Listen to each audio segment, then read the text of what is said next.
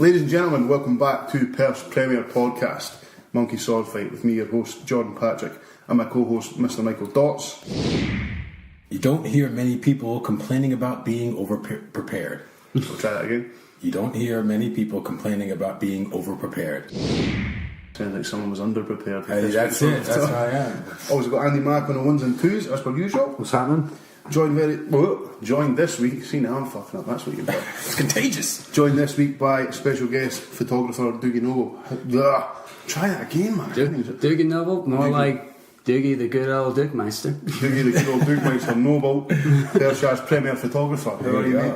I'm alright. Good stuff, man.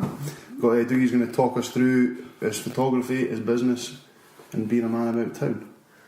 Yeah, me playing bass and all that sort of stuff. Excellent. Oh, cool. Right. Okay, well, let's get into it then. Yeah. We start off like we do every week. Any feedback, ladies and gentlemen? Feedback from our designer, Andy Henderson. He said to go straight in with the word with dots, and don't say word with dots. So I did this week. So nice. There you go, Andy.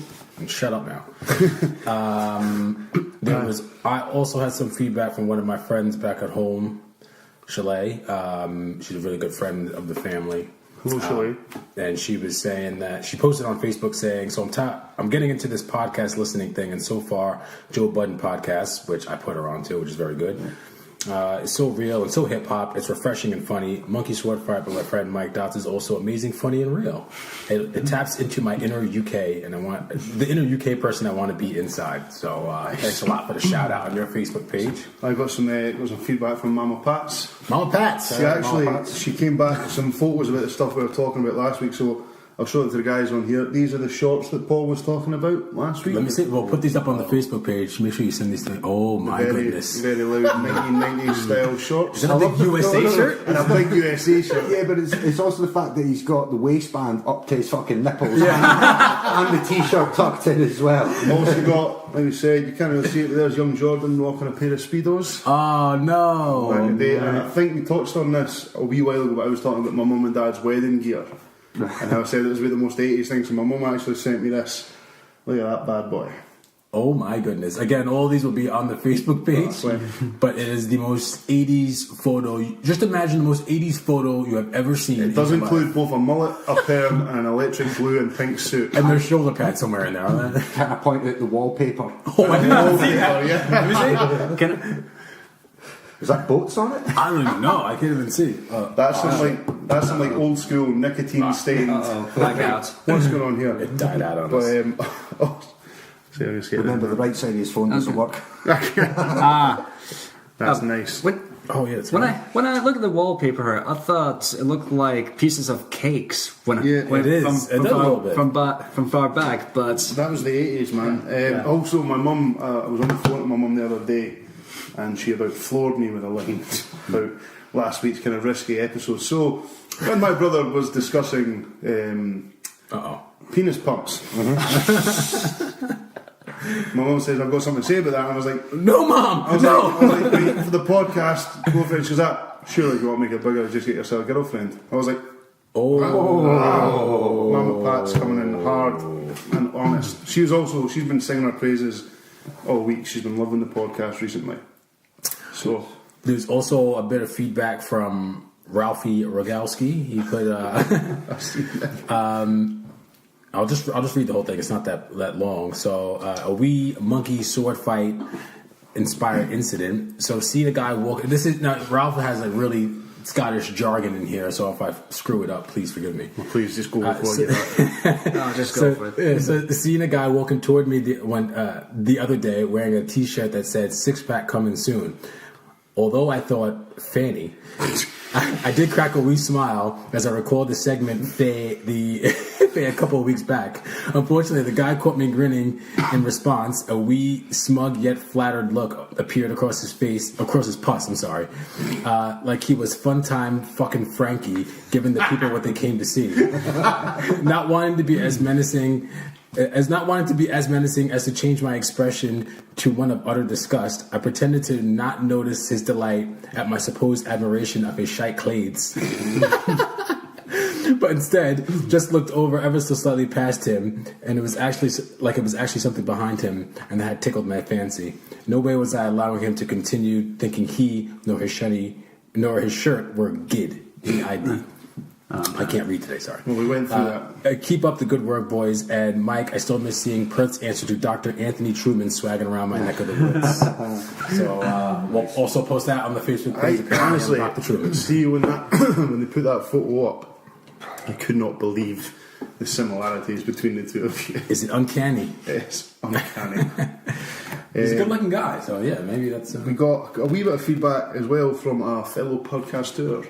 Oh, yes, we did. PJ, right, I'm going to probably mispronounce Mackinnon, because it's got the accents above the A.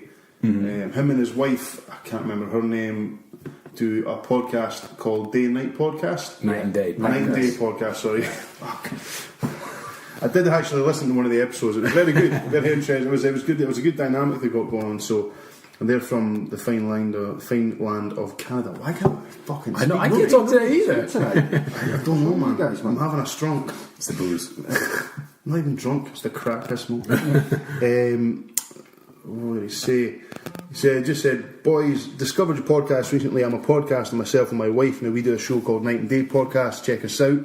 He hit us with a couple of Braw Or Naws, which we'll get to later. Yeah. Keep up the great work, boys. Cheers from Canada. So thank you very much, PJ. We're international.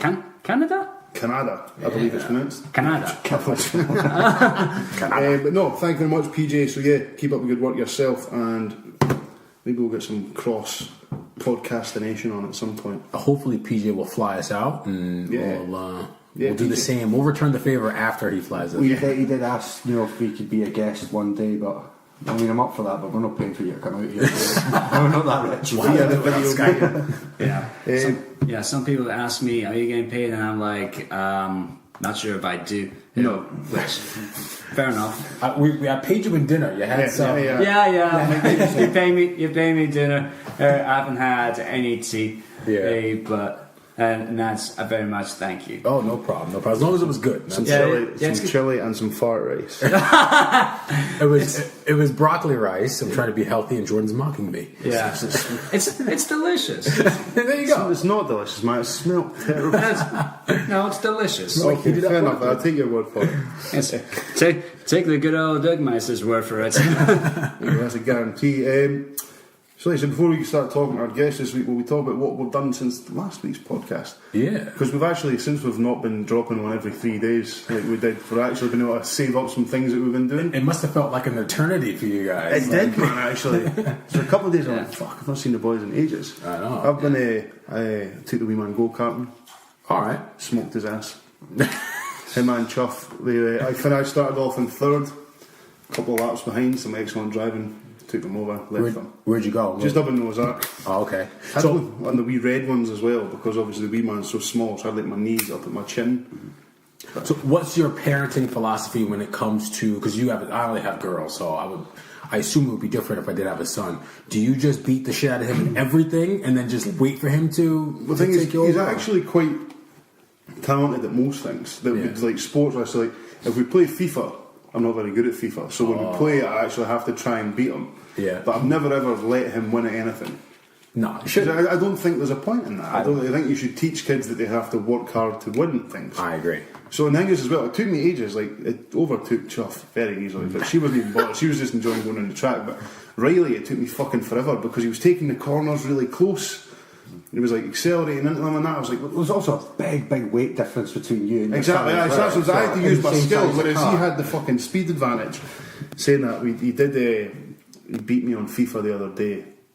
I was furious because I went Germany versus Croatia, and I had 25 shots on target, and his keeper was playing a blinder, and he scored a winner in the 91st minute. That's called FIFA scripting. So if you play a lot of FIFA, like I do, play a lot online FIFA, scripting, I say in inverted commas, is I was going to say, a large part of the game. Trust me, the amount of games you play against folk and you fucking batter them for 90 minutes and then you get diddled with the fucking last minute goal. Honestly, man, I had a look at the stats. 25 shots on target, and he had 4, and he scored. Oh man, honestly, I was furious. Scripted, mate. It's just Furious. That's like that must be like an EA thing. Do they have this in FIFA? Because I didn't see that for the limited time I had it. In Madden, they have it sort of like an even team thing. So no matter what your rating is, you can just play against a team and then they'll be even. Do they have the same like an option for that? Because that's basically what they do. They don't admit it. I think the one with the Madden one is it compensates for differences in skill abilities. Yeah. But it's computer determined. Okay. I'm sure the same kind of thing goes on in FIFA, but they won't. They're not Pisses me off. Come on, man. Me too. I mean, like, and he went down really easily when I hit him afterwards. We all know who the real winner was. He's still in the hospital, but it's fine. Okay. It's alright, I'll come round one night and fucking smash him for you.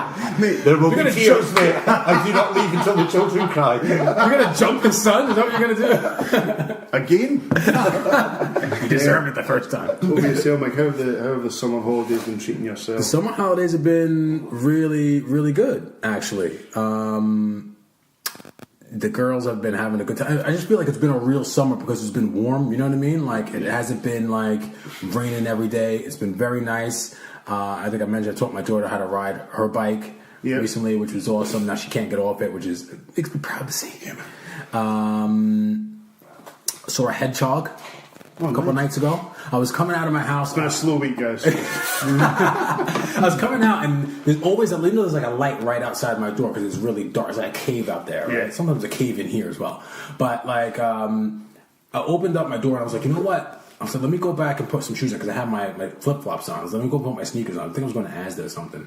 So I came in and put my sneakers on, and I was turning around to lock my door, and my foot brushed up against something. I was like, oh man, I thought it was a fucking. Just a mat outside, and then I put my light on. It was a hedgehog just kind of curled up, just sitting on my foot, and I was like, I ran out of there so fast. This is not as cute as a hedgehog, but I remember once I was walking back from a party at. Did you say as cute as a hedgehog? They're horrendous looking things. Cute. No, they're terrible. Not. But like, so we're walking back from 208, which used to be a pub in Perth, which is no longer there, and I was walking back via the Lade back to North Muirton, and I was drunk as fuck, dark as anything.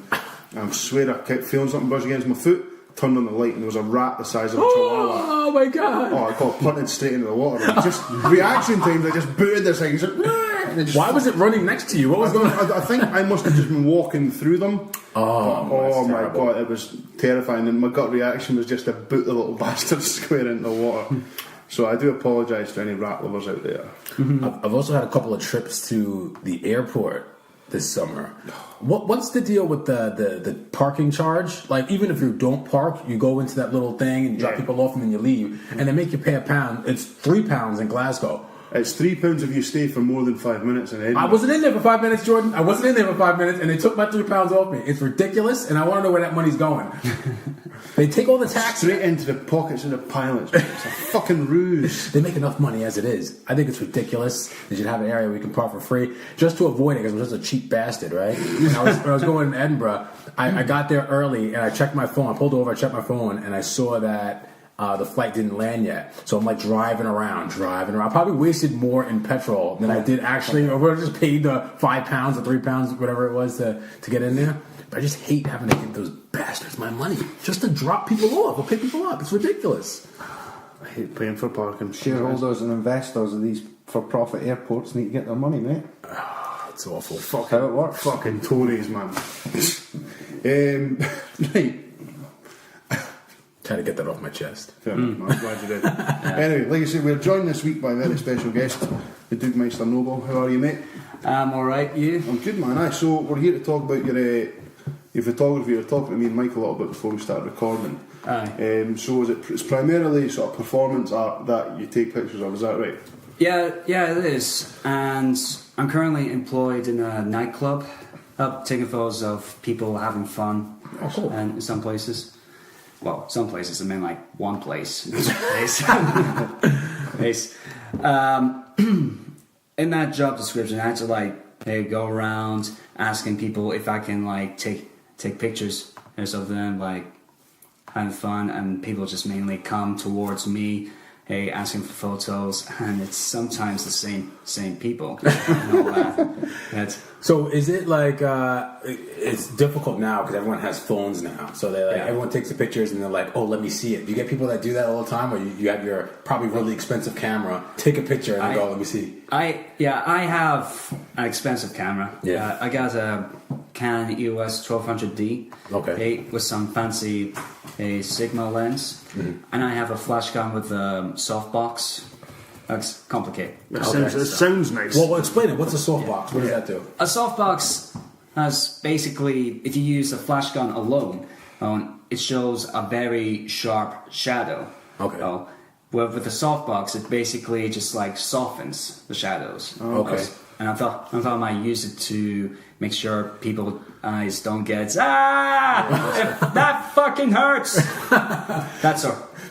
So do you have to, for working in a nightclub as opposed to, because when we all first met, this was in Blend and it was sunny out, it was during the day. Yeah. Do you have to compensate using different lenses or different type of hardware or whatever? Well, I use one lens. Yeah.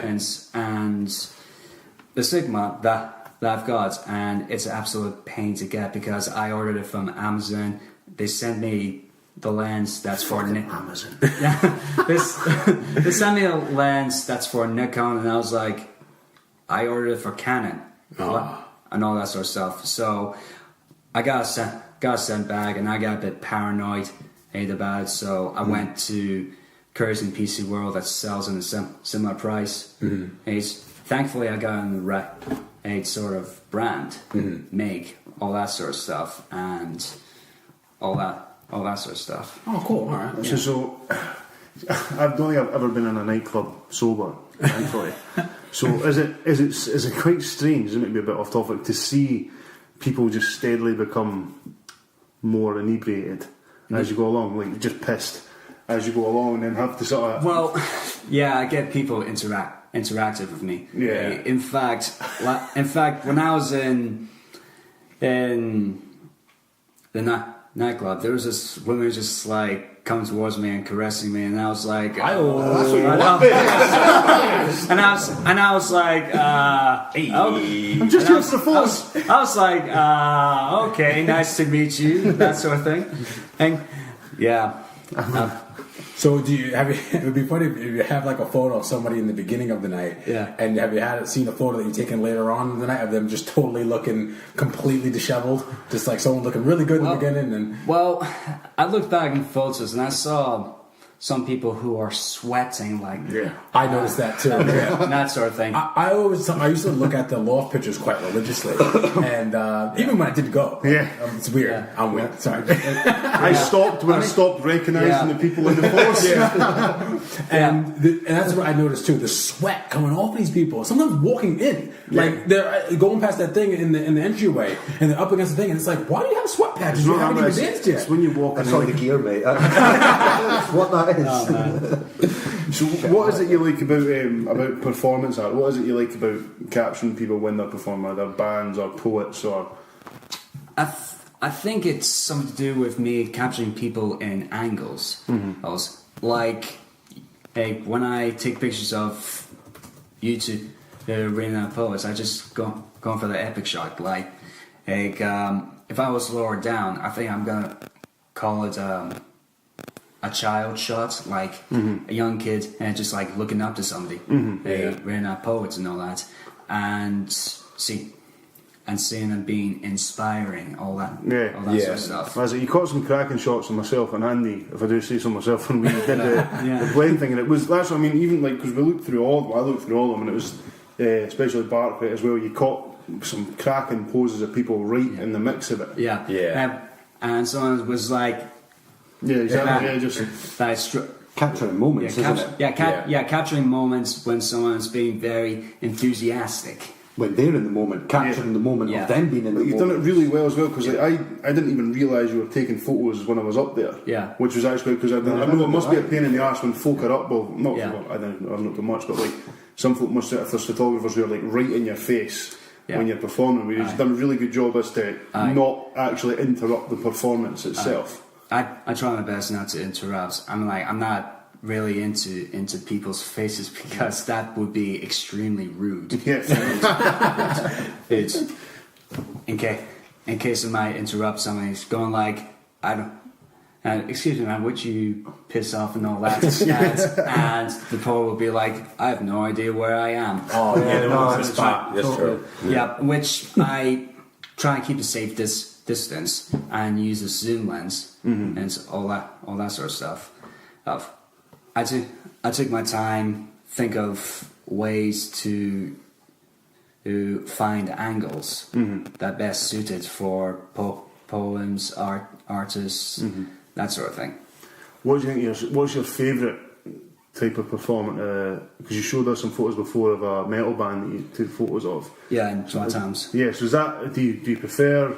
Do you have a preference as to what you photograph? Like, do you prefer bands or do you prefer solo performers or like still life, like just capturing people who are maybe watching what's going on? Because that might be quite good as well if you can catch people who are enjoying what's going on the stage. Yeah. Like you say, you're talking about captured moments. If you can catch someone who's in a moment of admiration or someone who's just headbanging to a fucking decent metal band on stage, I mean, that must be quite cool to get that right as well. Yeah. Even though when it comes to people performing live, I just like focus on people performing, and I don't usually take photos of the crowd enjoying themselves, just in case people are full shy and all that sort of stuff. So I figured to myself, I might as well take pictures of bands who are performing. And the tip that I've learned, which I am very cautious of, make sure it doesn't piss off the artist, is not to use flash. Yeah. Because if you use flash, then it would irritate an artist, and they'll get lost off timing with the beat and all that. And so, but how does that work with? It may be easier for a band because they're going to be on stage anyway. There should be good lighting there. But if you're at a nightclub, you may need some flash, though.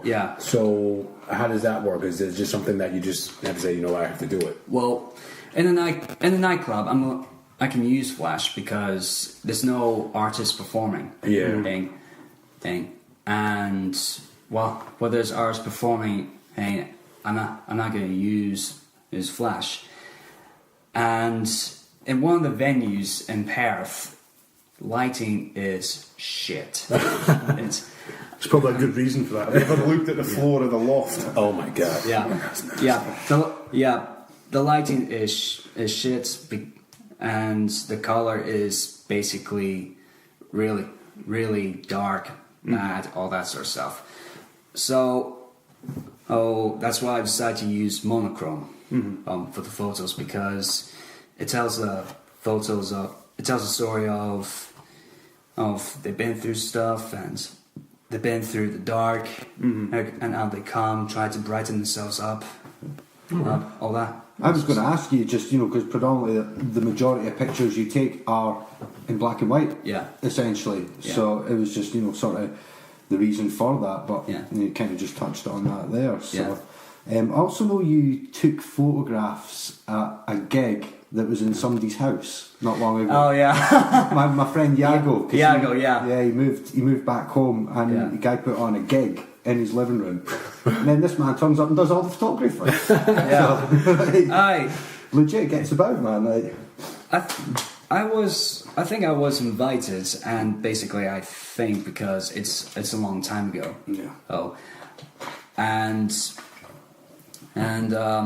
I'm not sure if I've been asked or volunteering to come around, take photos, and I figured since Iago's going back to Spain, I just decided to bring my camera along and take photos of the gig. Because I thought to myself, why not, really? Yeah, exactly. It must have been a weird experience to take photos of a gig that was happening in someone's living room. It was pretty sweet. You had like electric drums and everything set up, and guitar amps played, Sky Giant played there. Hey, I mean, people can have gigs in their flats and that, as long as they let the neighbours know about it. And until the neighbours do know about it, and as long as they don't play music on a specific time, and just so they can get sleep and all that. Don't want the cops getting called.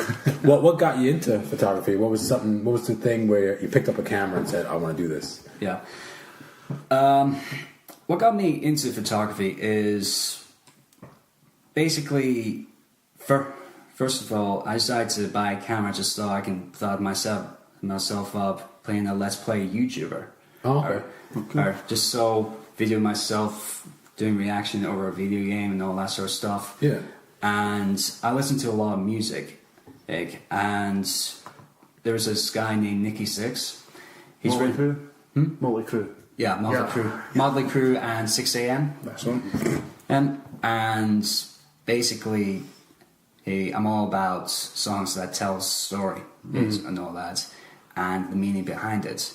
And there's a song called Lies of the Beautiful People, which basically hints that everybody's beautiful from the inside, all that sort of stuff. No matter how ugly you are on the outside, no matter if you're black, white, from another country, all that sort of stuff. Everybody's beautiful.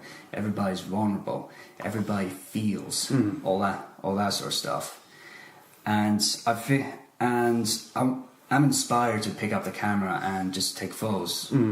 I pick up the camera and just like experiment and with lighting, objects, all that sort of stuff.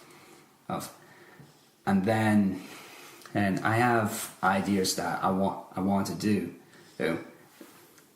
like gothic and disturbing images that tells a story. And then when I was studying music at Perth College, which we were doing a college gig, and I thought myself, might as well bring my camera along.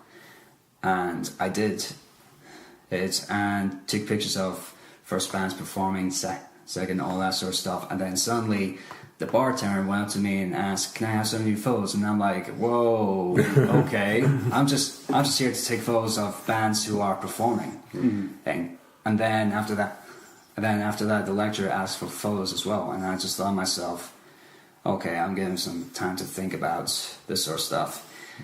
And I told the bartender that a few conditions that I have in mind. That one of them is if the artists find photos of themselves in the website and all that, take it out because nobody gave permission and all that, and somebody wants the photos out, they have to be taken off.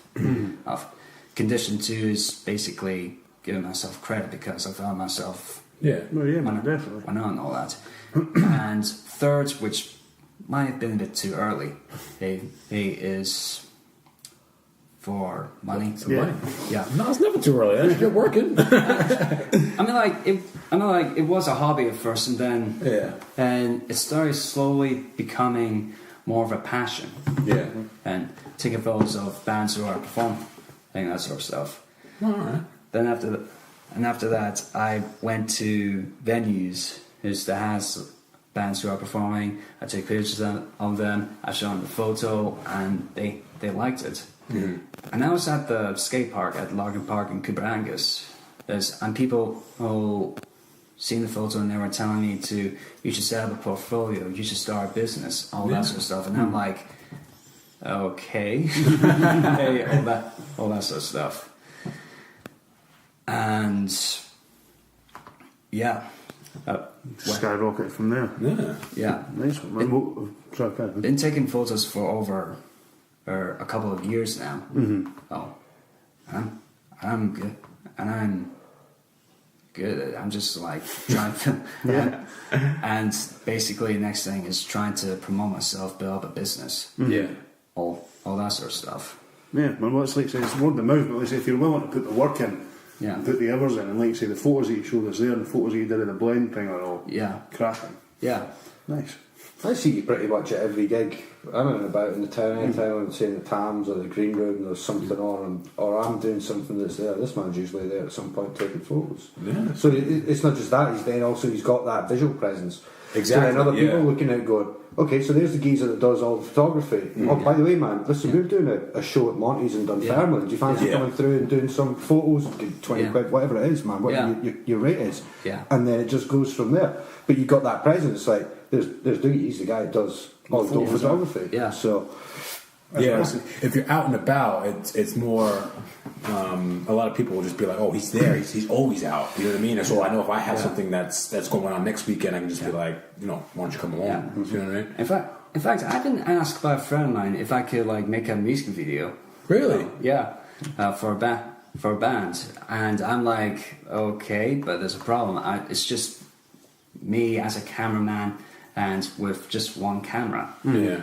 And basically, I'm trying to figure out how it's going to work with just one man with a camera, because they're bound to perform. I don't know, seven and songs and all that, and you only need one on a song. And so this idea came just when I make it one shot, just like having people telling a story, where it's like each person has a similar life problems, all that sort of stuff. So do you do video editing too, or do you just do? Well, that's the thing. Me doing music video is basically new to me and all that. But video editing's really easy, man. And I guess if you're using photo editing software already, It must be somewhat similar, yeah. It's mainly for most photos. There's no changes. I just add a watermark and then that's it. No, sure. Yeah, cool. that's it really. Dude, I do a bit of video editing. I don't do music videos, but I edit more sort of like YouTube videos and stuff like that. It's time consuming, but see once you've done a couple of them, see once you've fucking done one. Yeah. It's pretty much the same processes. It's all just cutting, editing, transitions, titles, effects. Yeah. I'm making it sound easy because it is easy. There's nothing really. I think it's fun doing that, bro. It's super fun too. Yeah. But I like geeky stuff like that, to sit and kind of move stuff around, move sliders around and shit. But it's fun when you're into it and you're like, yeah, I'm really into doing this. But sometimes when you've got paid work to edit videos, you're like, I really don't want to be editing this, and 3-4 hours, and you're like, fuck. But then it's just about picking work that you're passionate about, picking work that you want to be involved. Because if you want to do it, the time spent editing and the work put into it doesn't feel like time at all. It doesn't feel like work, does it? Yeah. Especially if it's a passion project and you don't have mind actually putting the work in. Especially if it's your idea that you're trying to put onto the medium. Yeah, that's like you always see these things. I do it a lot too. I just Google how do you do stuff, but the answer really is just to do it. You know what I mean? Like we didn't know how to start a podcast a year ago, and we were just like, "Oh, here's an app. Here's we're gonna do it." I really wish we had. We'll get into this later, but I wish we had someone videoing Mike's first ever game of football on Friday. That would have been a cracking video, man. It would have just been me with my hands on my knees, breathing out of my ass. That's what it would have been. We'll talk about that when we get to sports. So what do photographers, how do they feel about this whole camera phone thing? Because now everyone is pretty much thinks they're a photographer. They're not like you where they have a real camera and they go do gigs. Me and Mike were just Instagram feeds. Yeah, so how do you feel about people, taking their camera phone out and snapping a couple of shots and then putting together a portfolio based on that? Well, I haven't come across that yet. No. No. And even if I did, I don't think it would bother me, because if the bands like my photos, then they like them. Okay. And if the band likes photos that people take with their camera photos and they like them, that's fair. All right. And who am I to judge? Yeah. I mean, like when I'm out there and there's another photographer, I don't want to treat it as a competition, because the best you can do is like be nice, show them photos, they like it, all that sort of stuff, and hey presto. There was just one time that we were at the Blend gig. I got my camera and then I saw another lady with a camera, and I was like, okay, was she here for? It's my turf. Yeah, it's my turf, and I'm like, you know what? I shouldn't be feeling like this. Yeah. I shouldn't feel like there's a competition, because if you treat it as a competition, then people will see you as desperate, all that sort of stuff, instead of being nice and all that. And so I met this lady, and she's really nice. Oh, I made friends with her. Yeah. All right. Yeah, which basically is the best you can do. Yeah. And she took a photo of me with someone else while I was on the camera, going like, and see, I said that because we were talking about DJs, and now some some people who use vinyl kind of look down on the guys that use like the digital stuff. Yeah, because they're like, they're not real DJs. But that's good. I hope all photographers feel that way. They're just kind of like, hey, photography's the game. It doesn't matter what you use to capture. I was imagining as well, you can always learn from someone. The same in music or any sort of aspect. You can learn from people like, oh, have you tried this? Or I've tried using this lens and this. I don't know. Different things together. And you can try it yourself and see what works for you, because like I say, we're all if you're trying to start something, if you're trying to do something a bit different, if you're trying to do your own thing, you learn from the people around you, and then you put your own spin on it, and then that's when it becomes yours. That was sounding like it was a question in my head, and then it's just a statement. I'm just going to talk. I was just going to say, like, the mobile phones today, I mean, you can take really, really high quality pictures. Maybe not so well. The videos as well. Like the new iPhone, iPhone X. I mean, they are really, really good. And you see that obviously the shots that Apple put out. You can achieve a shot of this quality. Yes, obviously you need the lighting and all that kind of stuff. But just in legit day-to-day situations, even like the slow-mo video recording and all that. It's crazy. See, I love really good, man. I love, man. Listen, I have no knowledge of photography, but I love taking photographs. Even if they're just on my phone, I love taking photos like my wee boy, or I caught one in the sky outside Mike's the other week just because it looked cool. Probably didn't come out as good as it would on a better camera, but it's good to be like somebody, especially nowadays, because you have a phone you can do that with. You don't have to, oh shit, where's my camera? Do you know what I mean? You can snap a photo and then go. So they say, I suppose we get a taste of what it is you do when you actually put in the effort and the work and you have the actual tech to take the shot that you want. So do you carry your camera around pretty much all the time? I was just going to ask that, Well, not all the time. But if I feel I'm going on an adventure, I might as well bring a camera with me. And I think I usually do, but I'm not sure why I didn't bring my camera with me. That's because you just got photos of us pretty ugly. I know, right? Well, you could have got our new portfolio headshots in there. What are we doing? I'd have done my hair, man. I could shave mine again. I could bring a camera to take photos of you guys next time and all that. Maybe next time.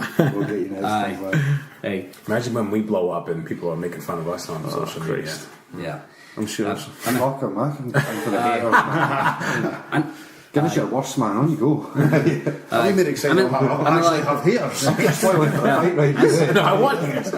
And if somebody make death threats to me, I'll just be like, hey, well, fair enough. I'm black belt in karate. Come at me. Now, I wanted to ask you about it. So you are a black belt in karate, yeah? Yes, I am. Yeah. Awesome, bro. What kind of karate? It's a Shotokan. Shotokan, nice. And basically, when it comes to me doing karate, the rule is you gotta use defense and defense only. Because if you attack somebody, then it falls on you because you have the. You know what you're doing. Have you ever needed to defend yourself, like in the club, like no photos? No, not really. Never come across that. So good. That's good. Although there's assholes in Perth, but there's none of them come across you. Although I was looking at the feedback on Facebook, and there was this lassie who just got groped by a stranger and all that sort of stuff, and she has every right to defend herself of all that sort of stuff. I mean, like, people have a right to defend themselves if they're being attacked, and then unfortunately she's got asked to leave and all she got asked to leave. Yeah. Oh, okay. Which to me doesn't make sense, but at the same time, they're gonna try and keep the peace. I knew a guy once who was. This was years ago. It was a friend of mine from ages ago, and he was outside Asda on a Sunday. He was getting money at the cash machine, and 3 guys sort of came up, and they were all a bit drunk, and you could just tell they were sort of spoiling for some hassle. Yeah. And he ended up sprawling with 2 of them, and the police came. Blah blah blah. So he was sat waiting for the police to come take his statement, and the police was like, right. So when you tackle the guy when he come at you and you tackled him down, you can charge him with assault. It's when you started leathering him in the mouth and he was on deck, he could then do you for assault. So what I say is, we just call it a day. Yeah. So there's defending yourself, and then there's then becoming the aggressor, which can quite quickly I like that about cops. When cops see a fight and no one's seriously hurt, and they say, "All right, got it out of you. All right, go home. Shit, Get out of here. You don't need to go to jail every time there's a fight. You know what I mean? They don't want the paperwork. Yeah, exactly. That's it. Bear in mind, I'm not trying to demote anything. I'm just. No, let's go. No, definitely. No, I'm not. I don't want to demote anything. Yeah. All that sort of stuff. Anyway, well, excellent. We'll Moving on swiftly. Yeah. So the fucking phone keeps going off. Never this popular unless we start recording and then my phone won't shut up. Yeah. Right, well, thanks, man, for talking us through your photography and your business and that. So we'll just touch on it quick. You said you're currently studying up at the college as well? I'm this month I'm working on a failed assignment. Has it already failed, or have you just? You're about to fail it? Or? Well, basically, it's a fail, but it's I get to reset. All right. So if I hand in the 500-word essay with a video of me improvising over take 5, then it's a pass. So it's based. You're studying, sorry. Well, I'm studying in BA2 Popular Music and moving on to BA3. Excuse me. BA3, and basically the assignment for applied music, which is music theory, is to improvise over the existing song. Oh, all right, okay. I decided to use Take 5 because it's a very popular song. Okay. And as long as you know for those who knows music very well, using modes. Okay. So you have modes are Ionian, Dorian, Phrygian, Lydian, Mixolydian, Aeolian, and Locrian. Christ. Yeah. Love the modes, mate. Once you learn your modes, if you play a stringed instrument, it just opens up your fretboard too. Yeah. Fuck, I wish somebody explained that to me. Me too. Yeah. That's why I'm so shit at the guitar. Aye. And thanks to learning about those modes, I can just be open to making songs and all that. Excuse me. That's that fucking fart right, man. No, it's not. See what you've done? Nah, it's just me. Sorry. It's just me. And your Oasis. Don't you blame my rice. Oasis and eating too fast and all that sort of stuff. Other drinks are available. Yeah. Yeah. Sorry. And I do enjoy studying music, but at the same time, it stresses me out. What, Estonian music? What kind of music, sorry? Well, studying music. Studying music. Studying, I think you said Estonian music. Was it? Studying music. Is this something new that I've come to? Well, 6ix9ine is Estonian. You didn't know that? And basically, what really frustrates me is that when I'm trying to make a band, and I just got let down. Because there's people that don't turn up, and there's people saying, "Sorry, man, I'm joining this band," all that sort of stuff, and I got really frustrated. And that's why I decided to do photography, because you're self-reliant, you can be punctual, all that sort of stuff. Your own schedule. Yeah, and I was serious about making music because I just want to make music that helps people move forward in life. From songs like Last Resort by Papa Roach. Love that song. Love that song. It takes me back to the days. That's long hair. Yeah, that's basically about how it's cut my life into pieces. This is my last resort. Something to do with self-harming. All that sort of stuff. That's basically is somebody expressing through lyrics and all that. And I figured I could make similar things. In fact, there was this album that I wanted to make, but didn't have the time, resources, or any teamwork. Making suggestions, all that sort of stuff. And the album that I want to make is Connection of Emotions, which basically is about connecting to people who are suffering similar problems. If you stay on till your honours year, then that's really, really good material there for your major creative project and stuff like that, because you put forward a piece of work like that with all the evidence and all the written work to support it, then they're going to look at that and be like, fucking yes please. Do you know what I mean? So that's awesome, bro. That's why I'm thinking after BA3 I'm done. Oh, okay. And the reason why I'm staying on is because of this module called entrepreneurship. Oh, it's brilliant. I did that last year. It was really good. Yeah, and it's basically teaching you how to build a business and all that. And I feel like there's a method of making money, and I'm contemplating about making a Patreon account. Yeah. Oh. You kicked that around a bit, didn't we? Patreon is a crowdfunding site where people can like pay you monthly. Yeah. As long as you keep on doing what you do.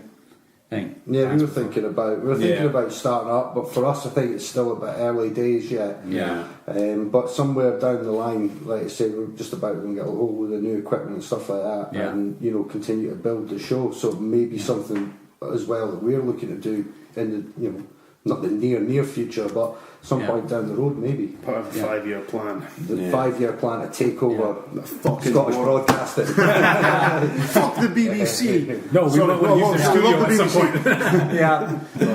No, dude, that's awesome. That's That's really awesome. Thanks, man. Well, like I say, thanks for talking us through it all. If you're happy to, you're happy to hang around and talk some more shit with us as we go through our usual features of nonsensical content. Shall we sip on the baijiu while we're here? Drink. Well, I'm a bit of a straight edge. Oh, that's cool. That's fine. You don't have to. This is my lady brought this back from China, and it's called baijiu, which translates loosely to white drink. So, what is this, like spirits? Yeah. Looks like a perfume. Do you want to have a sniff at least, everyone? I've got my car with me. It's just a sip. We're not getting crazy. No one's getting drunk. Yeah, pull me out somewhere. I mean, I'll drink it, but. We'll put a picture of it up on the Facebook page. So we're just gonna have just a little bit. Smells a bit whiskey, like. Does he? Aye. So is it Japan or China that has the massive whiskey? Hang on, I need to find out what cheers is in Chinese. So yes, this is in my little gift pack that Connie brought back for me. She's the first lady of the podcast. Second lady of the podcast. I'm gonna start a beef. Her and Megan got to square off now. Yes, I think because Connie's word count on the podcast was about 6 words. Ganbei. I don't know. Also in YouTube, there's this. Oh, you fucker! It's strong. Yeah. No, it just fucking stinks. That's Andy trying not to taste, and so. Bro, my eyes are watering. You know what reminds me of? There's nail polish remover. Oh my god! What are you doing? That guy, I'm straight edge. Enjoy it. Cheers, lads. Ganbei. Cheers, Mike. Oh fuck. Yeah, can I get cheers even though it's a plastic bottle? Oh my god! Oh, sweet Jesus, Mary. I'm not drinking that. Oh my god! I'll take that as a no. Oh my god! I'm not drinking that. That is horrific. What? Baijiu, it says, also known as xiaoju, is a category of at least a dozen Chinese liquors made from grain. Really? Literally means Just grain. the colour green. Literally means white or clear liquor or alcohol. Probably means fucking white spirit. It has a terrible aftertaste. Andy, what kind of fruits did you get out of it? I took a tiny little sip out of it to taste it, and then I went, I'm not down in that. I can literally feel that burning down my esophagus. Bro, I'll not be able to. I'm telling you. Down it, Andy. What are you doing? You can have it, Mike. Connie, that is the worst fucking present you've ever. Yeah. That is pretty brutal. It's just, I made the mistake of smelling it, and then I thought I'll have a little taste, a little sip first before I down it. I was like, I can't down that. Man. I'll just instantly just bulk, man. I'll just start bulking. I'll not be able to swallow. Awful. Oh my lord. Take a break. Oh man. Whew, well, we'll jump into some sports. I think so, yeah. What's the goalie doing? What's the goalie doing? What's the goalie doing? What's the goalie doing, Tom? What's the goalie doing, Tom? What's the goalie doing, Tom? What's the football news? Right, anyway, sports. Yeah, sports. We've actually had some sports development. Finally, Conor Vs Khabib. Yeah. Announced for October, and I'm at a fucking wedding. Oh, Andy and I aren't. Shout out Billy Mitchell. I'm up for it. But I like the fact that Conor McGregor is your betting underdog. I would get your fucking money all over that before I'm telling you, man. punters start to jump on that, because then that's what's obviously going to. I'm telling you, man. Like he's forever training. Every single time he's went in a fight and everyone said, nah, this is the one where he's going to get beat. Apart from the Nate Diaz one, and to be fair to him, he was like, see, that was one at 170 and that, and Nate Diaz is not a fucking mug either. And then the second fight, everyone's like, no, Nate won the second fight. I didn't think so, man. No, I gave him yeah, but I did want him to win that fight. Yeah, but I reckon, man, I think Conor could fuck Khabib up. Because, like you say, if Khabib gets him down, it'll be a tough one for him. But the thing is, how many folk have you seen Conor just plant one right in the chin? Because every single person he's fought have said his timing is just off kilter, it's off pattern. Yeah, it's his movement as well, his ability to close the distance. A good thing to watch are some breakdown videos is how he uses his right hand to stop takedowns and also help him build distance. He's got a very almost karate-like stance, and he's in and he's out. Listen, I don't know. I honestly believe it's too close to call. Yeah, it's going to be a fucking belter of a fight. Like, I honestly think it goes one of two ways. He's going to get fucking ragdolled for 5 rounds, or he's going to ice Khabib inside the first round and a half or 2 rounds. This is surprising because I remember, like, it may have been as much as a year ago, people were like, "Oh, before Khabib, he wouldn't stand a chance." And now it seems like not just you two, people are kind of like, "Oh, he has a chance." When Khabib fought that boy out of nowhere, that boy out of nowhere, and everyone wrote that boy off, and he put up with Khabib for 5 rounds. Didn't he do great? But he fucking put in a decent account of himself for taking a fight with what was considered one of the most dangerous fighters on the planet for a couple of days' notice. And I think that showed everyone that if someone can stuff the takedowns, and that's what Khabib's done before, is people having to stuff his takedowns, but this Quinta guy managed to keep him at bay. I think what you're finding in the UFC now is that the abundance of striking coaches out there are leading a lot of wrestlers, a lot of grapplers, a lot of jiu-jitsu guys into a false sense of security. That now they can strike with the very best strikers, and actually it's taking them away from naturally what makes them most efficient. Well, look at Ronda Rousey. She was like, her coach told her she had the greatest hands on the planet, and then when she tried to stand and bang with people, she got sparkled. She went in, well, hang on though. She went in with Holly Holm, who's a world class, 15-time class like kickboxer. Yeah, and world then class. tried to throw hands with her when she's a gold medalist at judo. Did she beat her twice? How long? Holly Holm beat her once. Just once. And then she went in against, what was the last day? Amanda Nunes, was it? Was it Nunes? I think so, yeah. And Nunes just fucking, that was horrendous to watch. That last fight on the ring, because she just was completely out of her depth. She's moved on now, transitioned now to Hollywood. She looks like she's killing it in the WWE, by the way. You say she's out of her depth, but you've also got to remember the external and the other commitments that are all going on in the background, which takes you away from your focus time on. Definitely, and that as well. Like, there was all that controversy with her coaches trying to get her to focus on her hands. Whereas the only way she was ever going to beat Holm or going to beat Nunes was for her judo and her wrestling, because that's what she's good at. But because she knocked out some lesser fighters, not lesser fighters, but less skilled fighters than her. She was smashing them all with arm bars. I mean, she was beating up a bunch of fucking tomato cans. Punching bags. Yeah, but I'm Team Conor. Like, I fucking love Conor McGregor. So, I like him too. I mean, my plan is to, when we're staying in the hotel, I'm going to set my alarm for like 5 in the morning and get up and watch it on my phone. You're going to be trashed. I know, but I can't miss this fight, man. So I might actually stop drinking at the wedding so I'm sober enough to watch it. Conor McGregor actually got me. I'm one of those fans that came on board because of Conor McGregor, you know, that everyone hates. But I think he's great. I hope he does, but I'll be pulling for him. I hope he fucking starches him cold in the first. Do you watch any combat sports, do you? Do you watch any combat sports, what's the UFC or? Well, I've watched TNA Impact Wrestling. About TNA. And basically I stopped watching it. It's when my favorite wrestlers just like left the company. Likes of Sting, Jeff Hardy. Yeah, Jeff Hardy. Jeff Hardy was a fucking G, man. They were my teenage years. Was the Hardy brothers in the WWE? Yeah, that was incredible. And what I love about Jeff Hardy is the signature move called the Twist of Fate. Twist of Fate. Or the Swanton Bomb. Yeah. Basically, in case you guys don't know what the Twist of Fate is, it's basically when you got people in a headlock and Jeff Hardy was just like raising their hands up, then going and swing around, and drop down, It's a neck breaker. Yeah, it's a neck breaker. That was amazing. Yeah, so are we all going to say? I'm going to say I'm Team Conor. So I'm rooting for Conor McGregor. Fucking ices him, that'd be great. Now it's been a while since I've mentioned this. Ah, boy. But the Rangers are back. The banter years are back. Listen, Banter Years Volume 22. Stevie Gerrard has been in the job for 5 minutes and he's already buying into conspiracy theories. Everyone's against Rangers. We're a class above Aberdeen.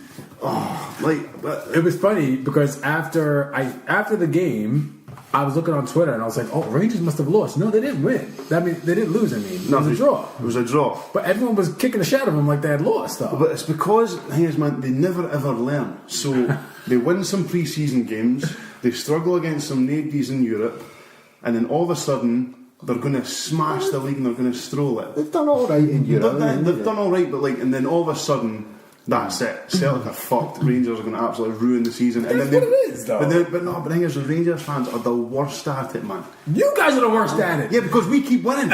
I was once a steward in the football stadium. Well, McDermott. Which McDermott? Saints. No, in Dundee. Oh, all right. Did you maybe see Andy Mack? Tannadice. Yeah, Tannadice or Dens. Which one? Dundee United or Dundee? I think it's Dundee United versus Dundee Football Club, I think. Oh, did you see Andy Mack? Oh my god, I've just burped in that fucking stuff just come back. And basically, when I was working as a steward, there was this rule that nobody leaves, and if they want to leave, they had to leave permanently. They can't go out and come back in. Yeah.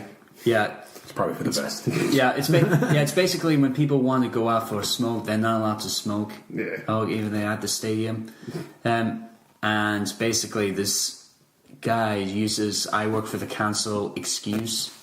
I was saying that he can go wherever he likes. I told him I can't, man, and all that sort of stuff. And I said, "Let me see your SIA card," which I don't have because I'm a steward, and security has that sort of thing. And told me I have no right and all that sort of stuff, and I just like to stay calm. Football fans are the worst. Yeah, football fans are the worst, and kept on saying it again and again and again until it gets into his head and all that. Well, like I say, just the banter years are just in full effect, man. Stevie Gerrard just not doing himself any favours whatsoever. And just falling into the same tropes as before, almost, well, not quite there, but it's the same as last year. Pedro standing in the bushes arguing with Rangers fans when they got beat by Progress. It's I saw something because he was complaining about the refs, wasn't he, at one point? And I seen this tweet last year, and he's like, "We never get anything." And Rangers had more penalties given for them than all their opponents combined across the season. But you have to do that as a coach. I mean, I know this in American in sports, like you lobby in the press so that when the refs do come, then they take it easy on it because they don't want to be the focus of the game. But it's the bunker mentality of these Rangers fans. It's so deeply I'm fighting for you, Ranger fans. I'm sorry, I don't know what to say.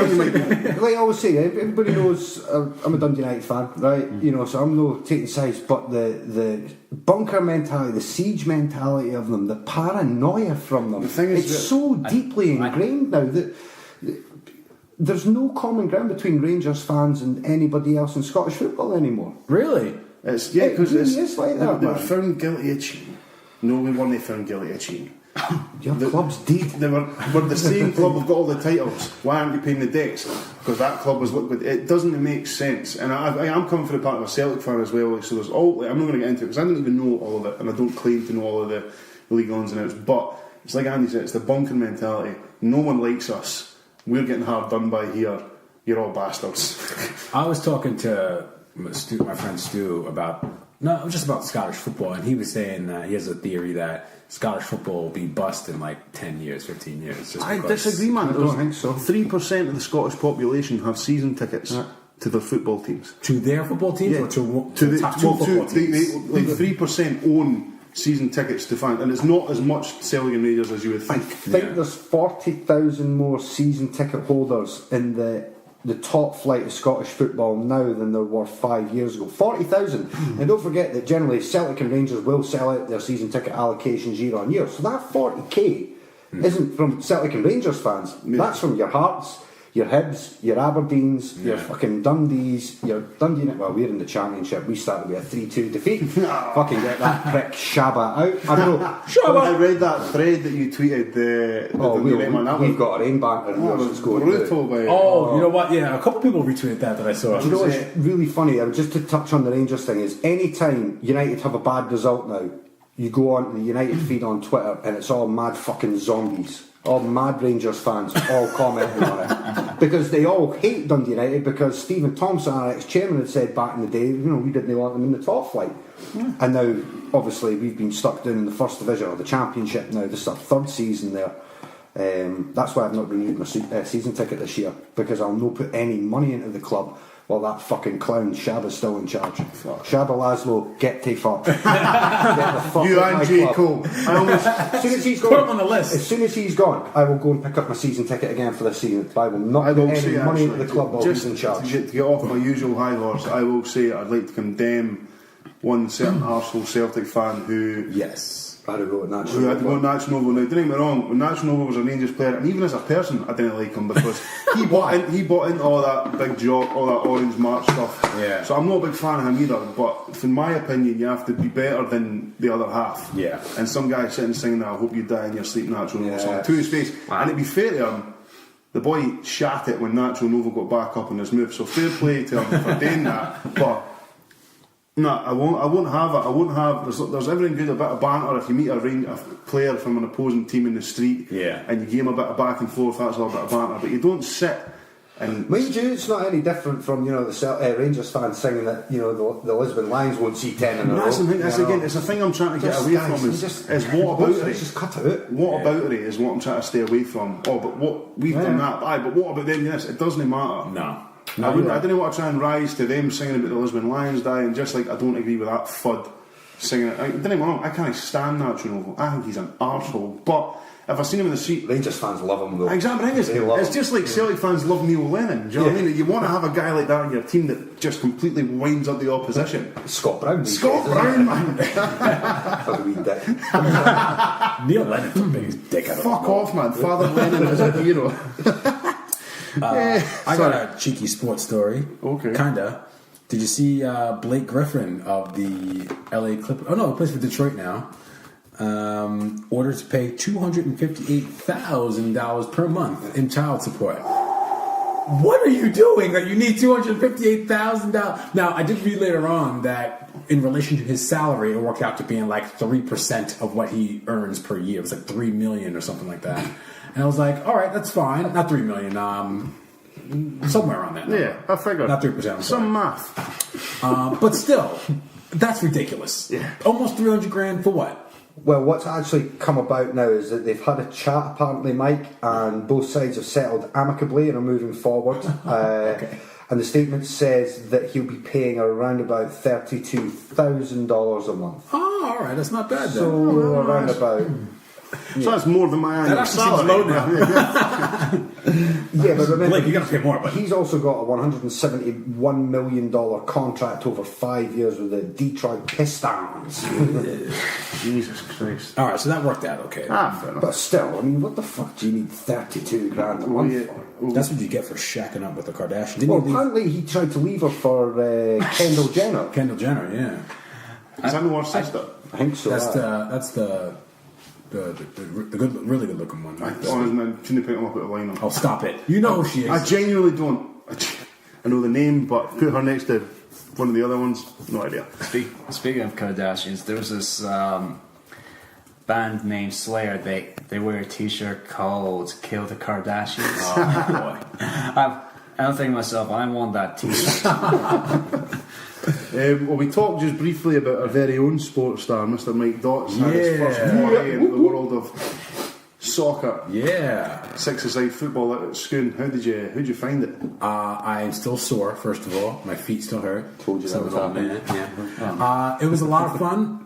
and the guys were they were really understanding of my my lack of skill for soccer. They were all really encouraging as well. They were. It's all right, Mike. And you get the next one, Mike. They were like, oh, "Sure, your shoe came off when you tried to kick the ball there, Mike, but it's fine." I will say I was gutted for him because I was in goal and he scored an absolute peach. It was nice. Like the ball sort of hit him. He took a funny touch, but as it was in the air, he like spun and hit it on the half volley. Left foot. Left foot. It was an absolute Yes. top in.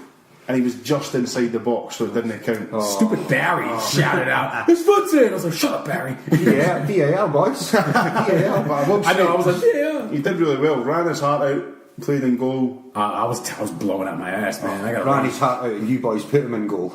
No. I know. I went in there. I wanted to go in there. Mate, no one lets you. If you want to get at least 5 minutes in the goal because where we were playing, the sun was coming right down. Oh, right. So for the first 40 minutes of the match, it was like beating down on you, and you see, no one was wanting to go on the left-hand side of the pitch because the right-hand side was shaded. Oh, I didn't click on that. Jesus. Imagine I've never left the right-hand side of the pitch till the sun disappeared behind the trees. Now I'm in the group chat for my work. All the work guys, they have like a soccer thing every week too. So now I'm in there. I'm going to embarrass myself in front of them. So give me a grade, 1 to 10. What do you say it was? Honestly, man, for a beginner, for your first time, I'd give you a solid 6 out of 10. I'm happy with that. If you'd have got to go, they're giving you the 7. I'm happy with that. I'll tell you, man, it was impressive. Like, you ran non-stop. Yeah, that's not true. I was dying. The thing is, you picked up, and like I thought I was going to be like, Mike, go over there, but you was actually picked up the spaces really well. It was just basically like little things that you don't know because you've not watched football your whole life. Yeah, that's what messed me up, because like when you play basketball, like you want to space out, but it seems like you do want to space out in soccer too, but you also want to be in a position that you can still get the ball. You don't want to do it like till the last minute, so you want to sit with the defender on your back, and then make the run. So that because if you just stand in space, then they're just going to block your passing route. Yeah. So you want to stand on the defender and then run just as the ball is being played. But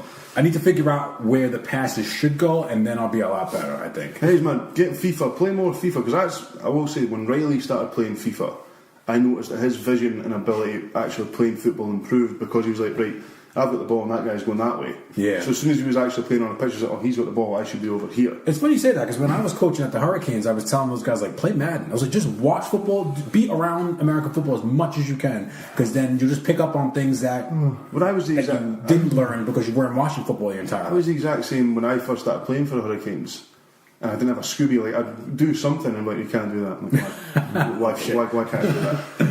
As long as nobody nutmegged you, mate, that's fine by me. No, I didn't. Barry spun me around once, though. Oh yeah, wee Barry B. He got me once. Barry Bonner. Oh, wee Barry B. He's a demon on the football pitch. He's a Tasmanian devil. You wouldn't think it because he's the nicest guy in the whole world. But as soon as you put him on a football pitch, he's a fucking demon. Like, who were those two? There were like two younger kids, but they were long. They were on our team. They were good. Yeah, I don't know, Leslie. That's the first time I played with those guys as well. He was one of the guys was going just coast to coast with it and scoring. I was like, wow. Shout out to Grant George, who scored a couple of belters as well. He was on fire. Big GG. Trying to take me out. He did. He studied me as well. But yeah, 6.5. I'll take it. 6.5. Yeah, go for it, man. Right. Well, we jump into Braw or Naw? Oh no. Braw or Naw? Braw or Naw? Braw or Naw? We've got some good ones in this week. Alright, you're all looking at me. I've never heard the Braw or Naw. So basically, what we do is we get people write us in with maybe diverse topics. Okay. And we give our opinions on whether they are braw or not. So they're either good or not good. Okay. So we've got a few here. So I'll go the first one I've got written down on here. This is Mike Dots. Baby wipes instead of toilet paper. I don't mind a wee baby wipe on the rump. Yeah. Yeah. Is it one of the wet ones? Yeah. What the fuck? Why would you want to wipe your arse with a fucking wet wipe, man? Okay. Refreshing. Well, because I wouldn't then want to feel like I've got something wet inside my fucking arse cheeks. I'd be like, well, I've no wiped it properly. You pad yourself with toilet paper after. What if my dog was here, she took a shit in here and I threw it at you, right? Would you go and get some dry paper and just wipe that off? No, you'd get a little water and a little soap. Fucking flip this table like you're going fucking mental, mate. Why did you throw shit at me? No, but it's nice to have a little water back there. You can pad yourself dry with the toilet paper and boom, there you go. They just fuck up with the system now. You're not supposed to flush them, they say. Yeah, so then why would you want to have a bin in your toilet that's full of fucking shitty bits of wet wipe? Well, I have kids, so we used to have a shitty bit of nappies. So I'm going to say Braw. I'm going Braw on that one. If you can't flush it, no white mask. Have you ever seen those photos of like? Jesus Christ. You mean a pine cone? You're not gonna flush. You're not gonna wipe your ass with a pine cone. You ever see those photos of like the big bowls of like toilet paper and wet wipes that collect on the ground? Yeah. Because people keep flushing them, it backs up, and then they have to cut open the goddamn earth to get in there. We'll go around the table with this one then. So I'm going to say Braw. No. I'm saying Braw. I'm gonna go for a Braw. There you go. Yes. 3-1. Outnumbered straight off the bat. On to the next one. I'm going to say, so I'll go the next one that's here is cats. Cats. Braw. No. I fucking hate cats. I'm gonna go no. I hate cats as well. I like big cats. I like cats when they get to a certain weight. Like I like lions and tigers. I like those cats, but I don't like normal house cats. I was really allergic to cats when I was younger, and I used to like them then. But then one time my eyes just like blew up, and ever since then I don't like anything that has weapons that are hidden within its crop. That creeps me out too. Because you're sitting there, you could be. I remember stroking my pal's cat. It was all cozy, then it was nice, and then all of a sudden it went, Phing!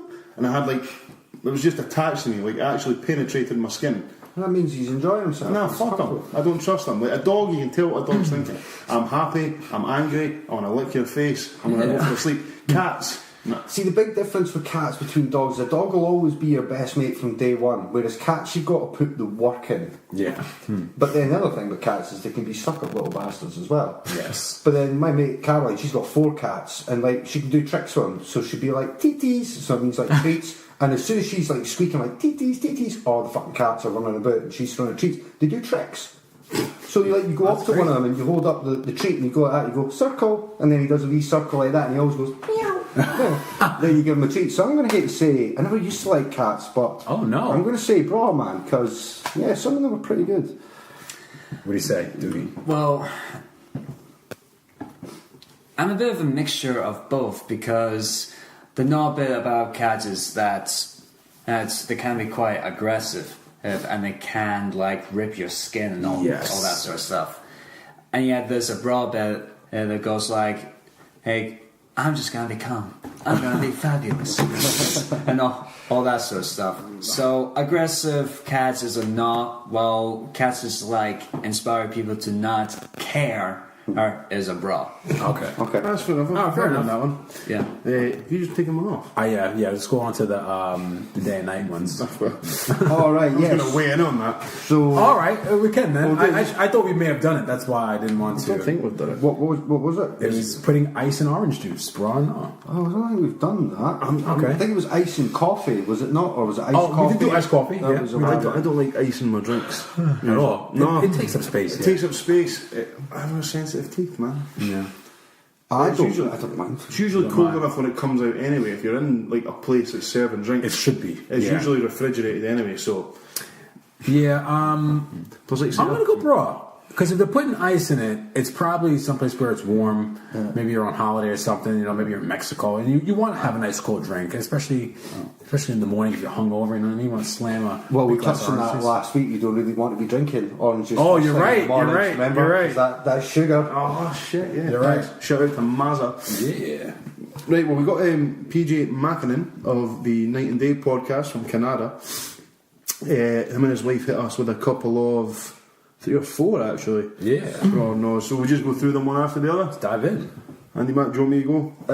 Yeah, I've got it here. So what's the first one? So the movie Human Trafficking, is that the one with John Sim? I'm sure I've seen it. I'm sure that's the one with John Sim and it's got a young Danny Dyer in it as well. Oh. Yeah. Nice one, brother! Yeah. I'm just going to go, that is a fucking fantastic That's the one film. with the really famous scene like, where he goes into the record store, isn't it? And the guy's got... Johnny Junglin, bruv. Yeah.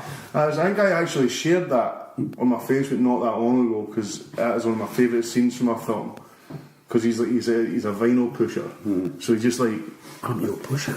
It's been a long time since I've seen that. I haven't seen it. I have to abstain from this one. Well, we put this one on hold till next week. We'll make sure we all try and watch it. Okay. On. All right. Is it on? Where is it? I'm sure it's on Netflix. Is it? All right. I'll check it out. If not, man, you'll be able to get it online somewhere for like £1. It is an old movie, but it's got Danny Dyer when he was about 18 years old.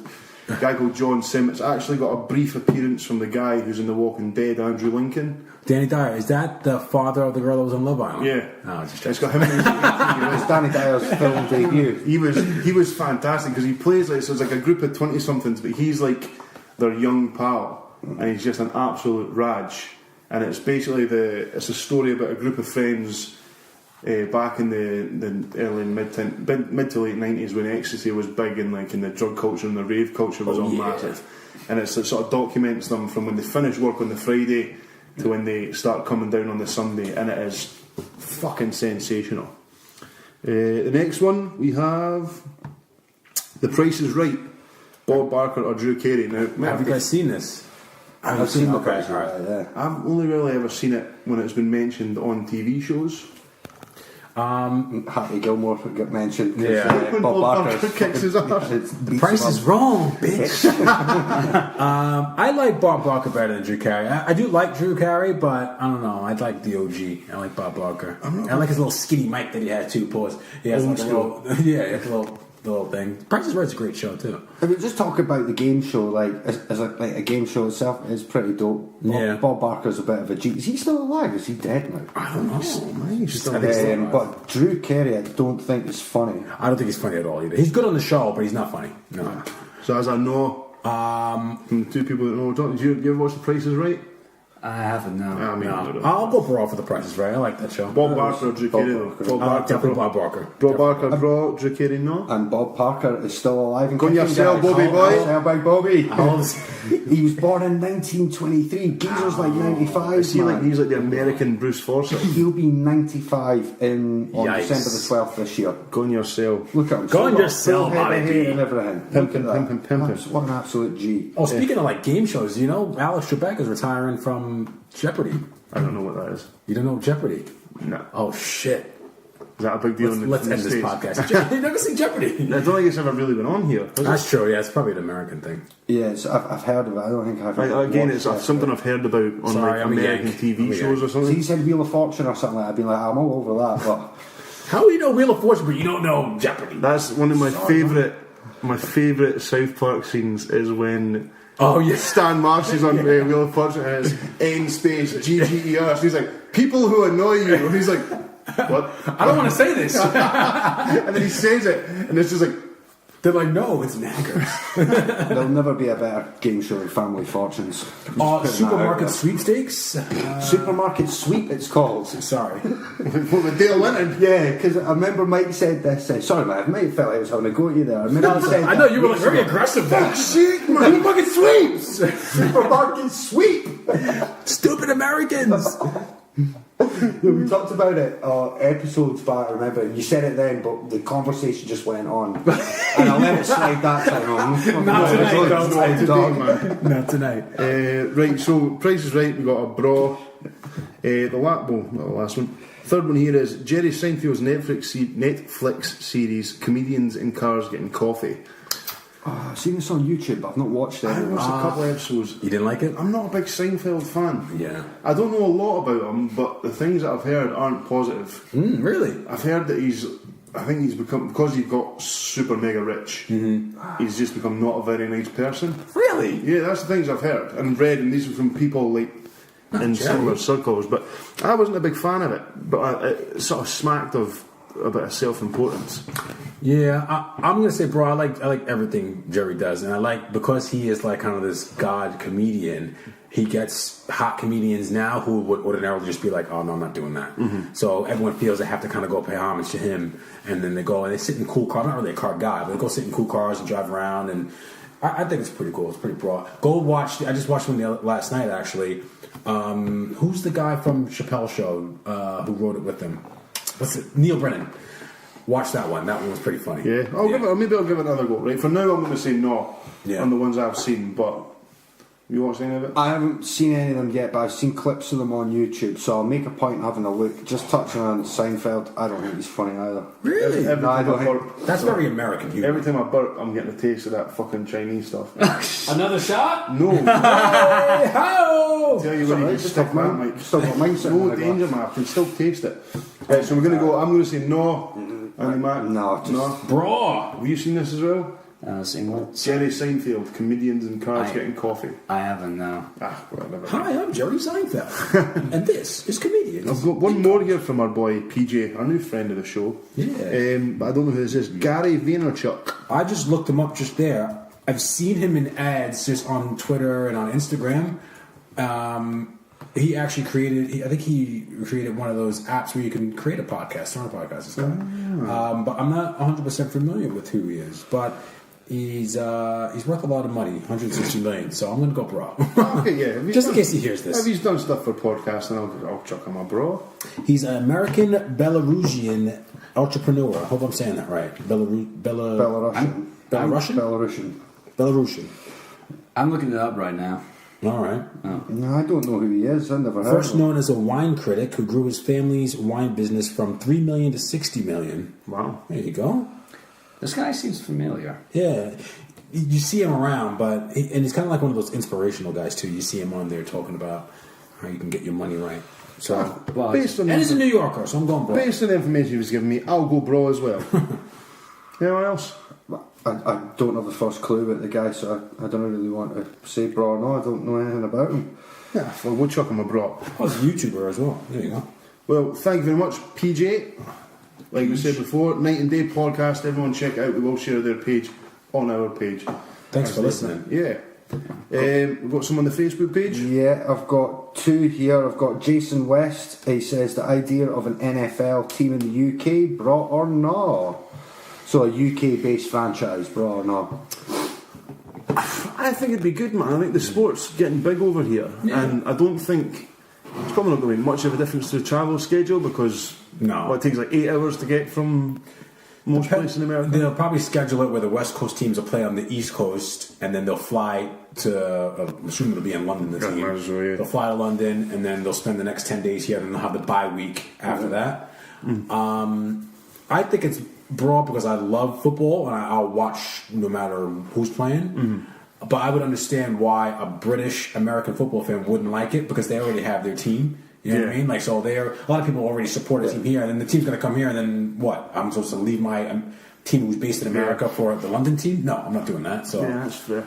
Yeah, that's a really good point. I never thought about that either. I mean, I wouldn't suddenly go, right, we've got a team here, and then they're going to be based in London. Yeah. You know, the London, whatever they are, London bankers we'll call them, right? I mean, I wouldn't stop supporting the Redskins and go, well, there's a team in the UK now, I'm going to support them. Exactly. That's true, actually, yeah. I never thought about it, so that's changed my mind completely, so I'm going to say no on that. I think it'll be good for the game and help grow the game for however long it's going to last. It does mean that if a team is based outside of the US and they went on to win the Super Bowl, you could then legitimately call them world champions. So for that reason, I'm going to say Braw. One more on the Facebook page. We do shout out to my man Hot Rod, Roddy Bader. So Roddy's coming with one Braw or Naw. Mixing up big sports brands, for example, Nike trainers with Adidas trackies. And Roddy just wants to say it's a Naw from me. Check yourself before you wreck yourself. Thank you, Roddy, for your Cheers, Hot Rod. This is a major fashion faux pas. You can't do that. I've done it before, not intentionally. Sometimes I've been hungover and put on my Adidas shell suit and I put on my Nikes by accident. But I went and bought a pair of Adidas shoes just because I had that. So there's no excuse. I don't have a lot of label. Saying that, I'm currently wearing Adidas trackies and a pair of Adidas trainers right now. There you go. Yeah, go. They're fresh too. I've been protecting these with my life. I think it's good if you have Adidas on, wear Adidas shoes. I think if you're wearing Nike, sweatpants or something, I think you can get away with wearing something. Well, see, actually, because I've got a pair of I got a pair of trackies from coaching the wee man's football team. Just a plain black pair of Joma trackies. Yeah, and they're comfy as fuck. I wear them all the time. I didn't have Joma trainers. No, I've got Nike trainers on and Champion joggers, and I have found myself leaving the house with night shorts on. Yeah. Obviously, I only wear Nike trainers. Don't wear any Adidas shite. No, dude, I'm really funny like that. I'm just I like Nike trainers. I like Nike too. That's my thing. But I've got a Nike baseball cap on, and then before you know it, I could have a Nike t-shirt, and I'm sitting there going, "Fuck, I need to go and change my t-shirt." And probably put a different hat on because I don't want to be all head to toe in the same thing. That's different though. If you have Champion sweats on, you can't really buy Champion sneakers. You know what I'm saying? So that's what I'm saying. You can get away with it. I'm saying, man, I don't have an extensive enough wardrobe to be rocking as many of these designers. A lot of my clothes are fresh Primark tees. They're comfy as fuck, man. Yeah, if there's no labels or anything on it, you can wear whatever you want. Yeah, so I'm going to say, Braw.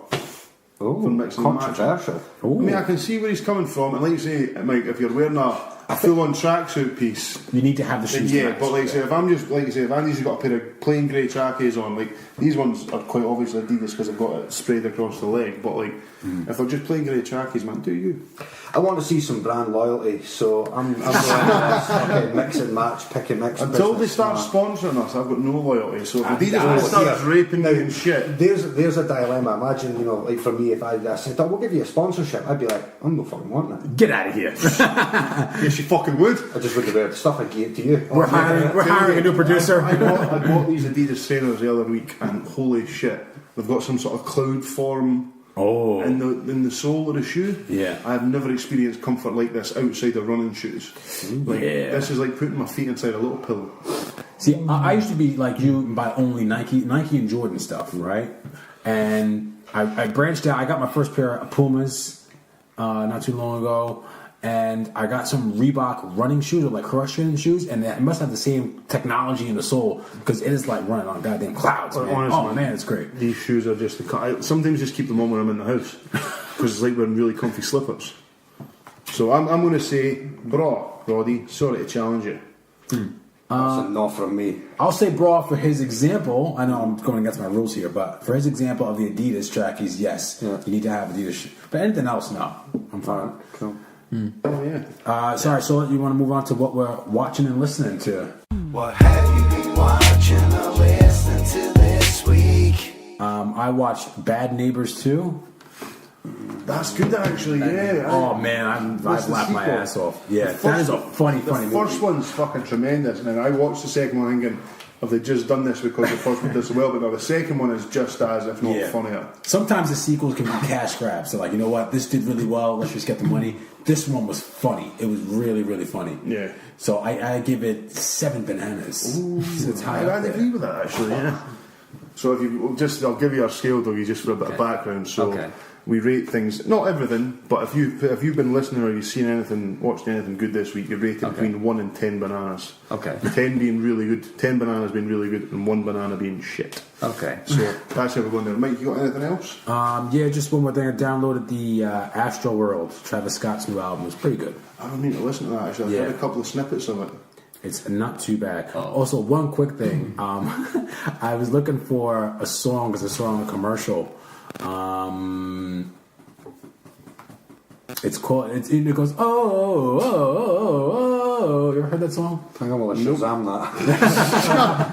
I'll put it on the Facebook page. But I heard it. I heard the chorus of it on the commercial, and then I finally found it. Me and Connie spent like 20 minutes trying to find it. I found it. I listened to it. I was like, it's not that good. It's not that good of a song. I was like, shit, I'm disappointed. But it's called Tarzan Boy by Baltimore. So I'll put it on the Facebook page. Mate, skip that one. How dare you? Yeah. Oh, look at the lyrics as well. The lyric I've just pulled it up. It says I told you. It just goes on. It's forever. It sounds terrible, mate. Jungle life, far away from nowhere. Anything else to report, Mr. Dots? No, I'm all out. Yeah. I've not been listening to a lot of music this week because I've been off. So I've been just like catching up on, like when I've been doing stuff around the house, I've just been like carrying my laptop about watching Netflix. So I watched the Punisher series on Netflix. All right. That was fucking good, man. It was just some of it is violent as all heck. But who's the Punisher? He's the guy. Did you ever watch The Walking Dead? No. Fuck. Well, isn't the Punisher the anti-hero Marvel character? Yeah. His name's Frank Castle. Basically, the story is. Who's playing him? Who's playing him? I don't know the guy's name, but. If you guys don't know what the Punisher is, it's basically a guy that gets into his military uses after his wife and son has been murdered by gangsters. Mm-hmm. So he decided to like kill all of gangs who've done him wrong and all other people wrong. Yeah. He's basically he's an anti-hero, whereas most heroes don't kill, Yeah. the Punisher quite happily kills all of the bad guys. Yeah. He's an ex-Marine, but you don't even have to really know much about the background of the Marvel TV series. It can pretty much stand by itself. He does feature in Daredevil season 2, which is also really fucking good. What else did I watch? I was thinking making a TV series. Yeah, John Bernthal, he's called. Okay. I don't know. This is a guy, yeah. Yeah. We should do like, oh, it looks familiar. We should do like a Marvel Capcom kind of like a tournament thing, and like who would beat who. You know what I mean? Oh, versus. Yeah. I listen to a podcast that does that to get people to send in just completely random characters. Yeah. And the way this is on a podcast called The Weekly Planet, and basically they have it's a standard American football field, and they have random characters. So it could be Superman against James Bond, and it's like the best version of either character and who would win and why. Yeah. So I'd be up for that. Like, All right. what else did I watch this week? I rewatched some of The Good Place on Netflix. Good place. It's set in an afterlife. So a girl dies. Kristen Bell is the actress. She wakes up in the afterlife, and hilarity ensues. So it's like sort of 25 minutes an episode, but it's really easy watching. Yeah. I also went to see Hotel Transylvania 3. How was that? Don't go see that film. Is that Adam Sandler? Yeah. Yeah, like it's like some of these kid films are really, really good. But this one, like you said, was a cash grab. You can almost hear them just phoning in the performance. Adam Sandler? No. Oh man, it was so bad, so bad. So yeah, fuck that. What do you give? Is that what you're rating? Oh yeah, I'll give that one squishy brown banana. Oh no, it was woeful. So it's not all negative, I will give the Punisher 7 bananas. Okay. All right. Do you what yourself? Have you been? So this is what we just go through shit we've been watching or listening to in the last 7 days that you might want to share out with people. On my birthday, I've turned 22 on 3rd of August. Happy birthday! Happy birthday! Happy belated birthday! Happy belated birthday! Yeah. 22. Yeah. So I've seen Ant-Man and Wasp. Oh yeah. Yeah. I'm excited to see that. No spoilers. I'm gonna give it either an 8 or a 7. All right. And I mean, like, watching it is hilarious. Yeah. And like you said, no spoilers. No So it's gonna be really hard to speak about it. It's obviously it's just getting over. Was it the action scenes good? Was like the actual storytelling? Yeah, I would say the action is good. The story is good. And basically, when I looked at the trailer, you don't know what the character Ghost is about until you see the movie. I suspect. I mean, like, you kind of guessing what the Ghost is all about. It's all about. It's a quantum realm and all that type of stuff, isn't it? Yeah. And the Ghost is all about it's one in this, one's in that. But it turns out to be a troubled person that. Oh, good. No, yeah, that's on my to watch. As soon as I get back from my holiday, I'm going to see that next week. Yeah, it's a slight spoiler. So so I'm not. I've seen those bits. Is there anything else you want to share with the good people at home? Any music or anything? Any new music? I don't know. I just listen to the same thing over and over again. Me too. And I'm like the band that I listen to quite a lot is Alter Bridge. And one of my favorite songs from the band is "Words Darker Than Wings." Okay. Thanks. And the main reason why I love the song is the ending. Miles Kennedy. So very soulful. Yeah. Soulful. Like, when he sings, in the end, he sings like going high pitch, going like, yeah. What's it called? Darker Than Words?